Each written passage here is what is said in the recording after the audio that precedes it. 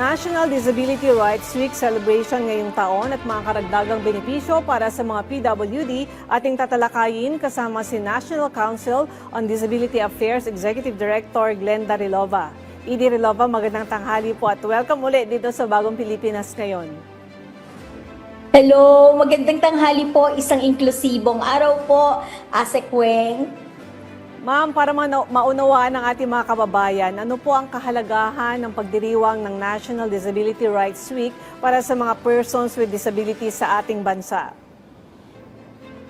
Ito po ay isang pagkilala po sa karapatan ng ating mga kapatid na may kapansanan. So kung maaalala natin, ASEC, dati po ito ay National Disability Prevention and Rehabilitation Week.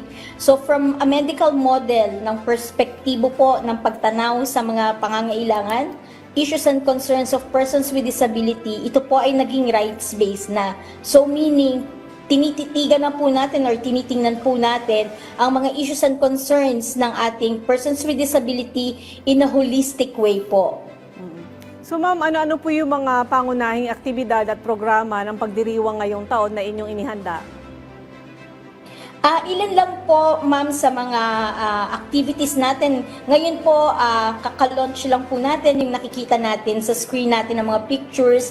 Ang kick-off activity po ng NCDA regarding po sa National Disability Rights Week. Ang pinakang main focus po nito is yung pagbibigay po namin ng handbook or inilaunch po ni NCDA ang handbook for PDAW processes at saka po yung mga video kung saan po in layman's term ipinakilala po ng NCDA ang mga batas na lahat ng karapatan ng persons with disability at kung paano po ito irerespeto ng ating mga kababayan. Kasunod po nito, madami din po tayong mga online webcast kung saan po itinuturo po natin yung mga advocacy for persons with disability. Sa Friday po, meron po tayong opening po ng Artissimo. Ito po ay pinangungunahan ng ating Autism Society of the Philippines. Meron din pong mga talakayan ang ating mga private sector like the Medical City. Tinatalakay ang iba't ibang uri ng kapansanan. Meron din po tayong walk, run, and roll na gaganapin po sa Surigao naman, headed by the PSC and the NCDA. At meron din po tayong pag-aalay ng bulaklak na gaganapin po natin sa PUP at saka po sa Tanawan. At madami pa pong iba't ibang activities na ginaganap po ngayon po sa SM, ang SM Cares at ang DOTR po, lahat ng karapatan sa transportasyon ng mga persons with disability at napakadami po, pati po lahat ng offices ng DSWD across all regions, may mga different activities din po. So ma'am, lahat po pwedeng sumali itong may mga kababayan natin na may kapansanan kahit tawag nito, pwede silang mag-walk-in doon kung gusto nilang sumali sa kahit na anong activity po? Meron pong ilan na may mga QR code po doon na may mga pre-registration. Katulad po nung fun run sa Sunday, magaganap po sa UP Oval. I think medyo close na po ata sila a few days ago, pero they can still try po kung meron pa.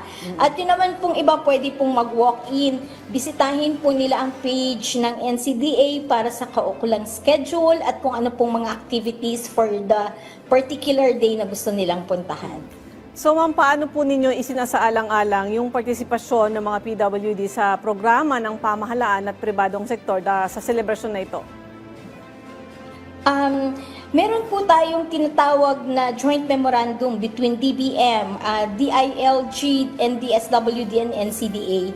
So, party po ang National Disability Rights Week sa official po na parang paghanda or activity para po sa persons with disability. So, ito po ay hahanapin namin bilang isang parang accomplishment po ng isang LGU, GOCC, NGAs po, at saka po ang mga local government units. So meron po tayong reporting mechanism regarding dito. At kalimitan po ng mga empleyado ng NCDA ay nasa field po ngayon upang mag-participate and to monitor po kung ano pong klase ng activity ang ginagawa po ng ating mga LGU and private corporations po. Ma'am, sa paanong paraan po naman nakatutulong itong selebrasyon sa pagpapalawak ng kaalaman ng publiko tungkol sa karapatan ng mga PWD? Dahil nga po, ngayon ang pinagdiriwang po natin ay ang National Disability Rights Week. So nakita po natin ang holistic na pagtanaw. At since parang nagkaroon po tayo ng ng synergistic effect. So, since sabay-sabay po ang government, non-government organizations, ang mga private organizations, sabay po na may mga activities, nakikita po natin kung ano po talaga ang mga issues and concerns, and mas nakakakuha po tayo ng malaking atensyon para po sa disability sector since sabay-sabay nga po kahit saan tayo tumingin, may mga posters po tayong makikita. So, nare-reinforce po yung kinakailangan nating acceptance and understanding and empowerment for persons with disability po. Ma'am, ano naman po ang masasabi ninyo sa karagdagang diskwento sa tren para sa mga PWD na 50% na ngayon? Unang-una po, nagpapasalamat po talaga kami sa mahal na Pangulong BBM. So, for the past years po, talaga ngayon lang napagtuunan ng pansin ang mga privileges po ng ating mga kapatid na may kapansanan. Unang-una yung declaration po nito, which was last year. At ngayon po itong 50% na discount po sa ating mga train stations.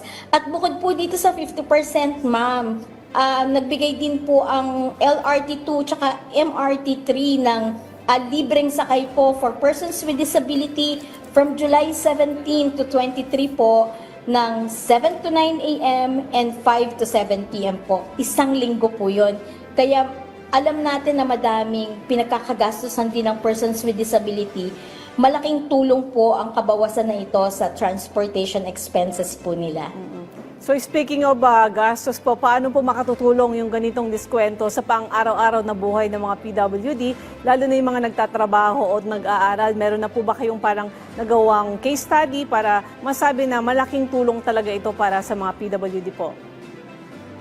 Sa ngayon po, ma'am, wala pa po kaming nagagawang study regarding kung gaano talaga yung percentage of effect po nito. Pero parang assumption lang po dahil talagang malaki po yung maitutulong nito na instead nagagastusin po nila sa kanilang pamasahe sa mga tren, pwede na po nilang maipon ito in case ng pagpapacheck up po nila, pambili po ng pang-araw-araw na maintenance po ng gamot nila. Opo.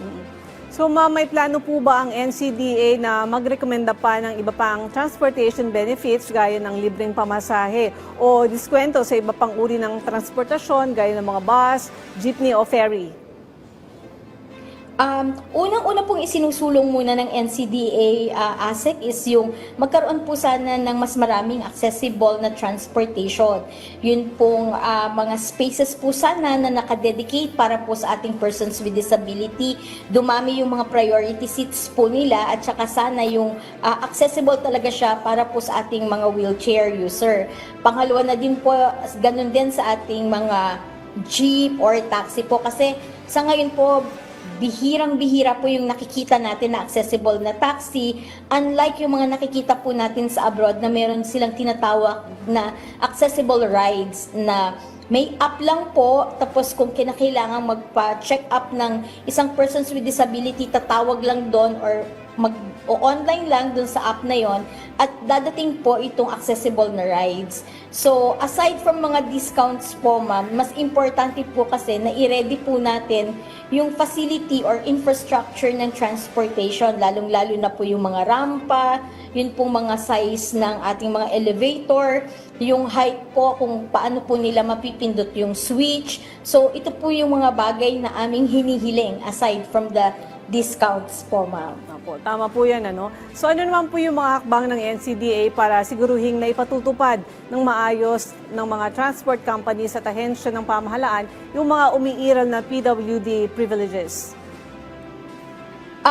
Ma'am, kami po ay nakikipag-ugnayan ng mahigpit sa ating DOTR and meron po silang hine-head na subcommittee po dito sa NCDA, yung Subcommittee on built environment and transportation. So, nagsisimula na po kami na mag-conduct po ng audit and maaari po na isusunod na rin po namin na i-articulate ang mas strengthen na policy kung paano po tayo makakapag-audit po para po sa mga operators ng mga buses and jeepneys po para masiguro po natin na yung facility is accessible and sumusunod din po ang mga operators sa pagbibigay po ng kaukulang diskwento. Meron din po kaming ongoing na meeting. Just last week, we had a meeting with the BIP. Yun pong provider ng card ng MRT for a better determination ng targeting system ng persons with disability corresponding to the discounts po. Ma'am, meron po bang sistema ang NCDA para tumanggap ng mga reklamo mula sa PWDs na hindi nabibigyan ng tamang benepisyo nila? Yes, ma'am. Sa ngayon po, lahat po ng mga grievances or reklamo na nare-receive po ng NCDA, fina-farm out po namin ito sa aming kung sino po yung may mandato to resolve the case. Like halimbawa, non-compliance of an establishment, pinapadala po natin ito sa mga LGU. Kung naman po outside the jurisdiction of a certain LGU, pinapadala din po natin ito sa DTI. Kasi ultimately, ang resolution po ng complaint sa batas natin lies with the LGU kasi sila po yung nagre-regulate din ng mga lisensya. Sila din po yung may karapatan na mag-cancel ng lisensya at magpasara po ng mga establishments na ito. So, ngayon po, inilaunch po namin yung handbook po ng PDAW processes kasi ang focal point po sa lahat ng handling of complaints and resolution is still with the Persons with Disability Affairs Offices po sa ating mga munisipyo at mga lungsod. Ma'am, sa panahong ito, ano po yung mga pangunahing hamon na kinakaharap pa rin ng mga PWD sa Pilipinas pagdating sa accessibility, trabaho, edukasyon at syempre sa kalusugan? Lagi po naming sinasabi na in terms of inclusivity po and parang sensitivity para sa disability sector, we've gone a long way. Pero napakahaba pa rin po ng ating lalakbayin kasi sabi ko nga po, madami pa rin po yung katulad po ni Makmak na nabubuli sa ating mga transportation. Yung mga nanay ng may mga anak na persons with disability na nade-deprive ng mga parking spaces. At sila Julian po na hindi po nire-recognize ang kanilang hindi nakikitang disability. So, kinakailangan pa po natin ng mas matinding advokasya at ang atin pong general public to really understand and accept, yakapin po ang disability kasi kung hindi po nila makikita or ma-accept yung disability as part of the community, as an inclusion po, hindi po dadating ang pangunawa at yung sensitivity po dahil even sa social media, ma'am, napakadami pa rin po ng nambubuli. So, I think we need stricter penalties for the violators din po. So, yes, ma'am. Ayun. At tulong-tulong lang din po ang government and ang private sector po. Alright, mensahe niyo na lang po sa mga LGU at pribadong sektor hinggil sa inklusibong serbisyo at syempre oportunidad para sa mga PWD. Unang-una, binabati ko po ang ating mga kapatid na may kapansanan ng isang Happy National Disability Rights Week. At patuloy ko pong inuulit na ang disability po ay nagka-cut across every life cycle. At hindi po natin mababago na at some point in time lahat tayo makakaranas ng limitasyon sa paggalaw at sa pag-iisip. Kaya hindi po natin mababago itong circumstance na ito. Kaya ngayon pa lang po dapat baguhin po natin ang sistema at infrastruktura para po ang mga environment ay maging safe, empowering, and nurturing po para po sa bawat Pilipino may kapansanan man po o wala. Happy NDRW Week po. Maraming salamat, Ate Kweng.